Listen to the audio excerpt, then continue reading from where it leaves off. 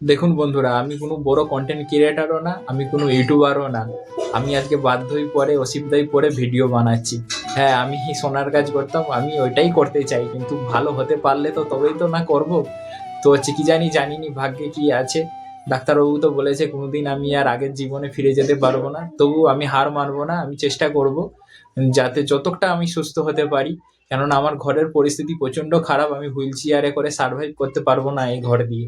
তাহলে আমি যদি সারা জীবন এই হুইল চেয়ারে রয়ে যাই, তাহলে আমাকে এই ঘর ছাড়তে হবে, ঘর ছেড়ে দিয়ে কোথাও ভাড়াই থাকতে হবে।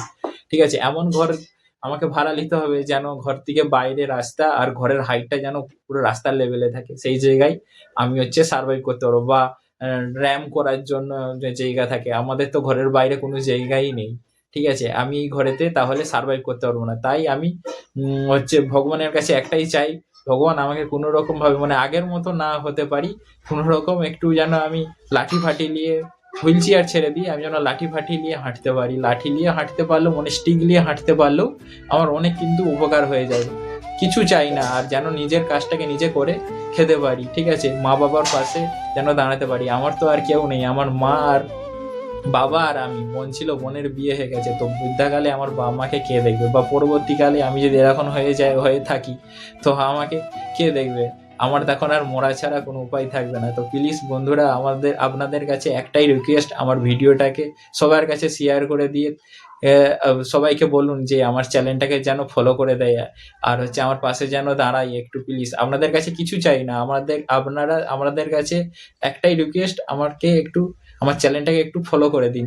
আর যারা ইউটিউব থেকে দেখছেন, ইউটিউব চ্যানেলটাকে একটু সাবস্ক্রাইব করে দিন, যাতে আমি যেন এদিকে যেন কিছু একটু আর্নিং হয়ে, যে আমি যেন আমার চিকিৎসার পেছনে কাজে লাগাতে পারি। এটাই খালি, আর কিছু নেই। চিকিৎসার পেছনে কাজে লাগাতে পারি, আমার মানে যাবতীয় যা দরকার সেই সবের পেছনে যেন কাজে লাগাতে পারি। প্লিজ কেউ পাশে নাই দাঁড়াক, আপনারা একটু দাঁড়ান।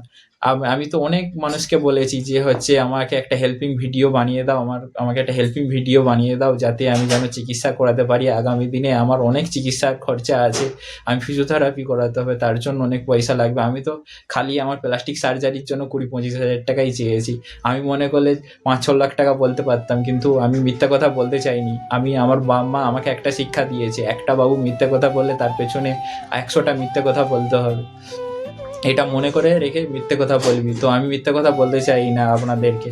ঠিক আছে, যেটা হকিকত, যেটা সত্যি, সেটাই আমি আপনাদেরকে বলেছি। কোনো এতে রাজনীতি পলিটিক্স কিছু করিনি। কেউ নাই দাঁড়াক, আপনারা একটু পাশে দাঁড়ান। আমি তো অনেক মানুষকে বলেছি, কেউ আসেনি। ঠিক আছে, হেল্পিং ভিডিও বানাতে, মানে আমি নিজে থেকে বলিনি, আমার আত্মীয় স্বজন, পরিবার, প্রতিবেশী বলেছে ফোন করে, বা মানে ফোন করে নাই, মানে মেসেজ করে বলেছে। কেননা ওনারা তো বলে যে হচ্ছে আমার দিকে কেউ ফোন করবে না, মেসেজ করে বলবে। তো মেসেজ করেই ওনাদেরকে বলেছে।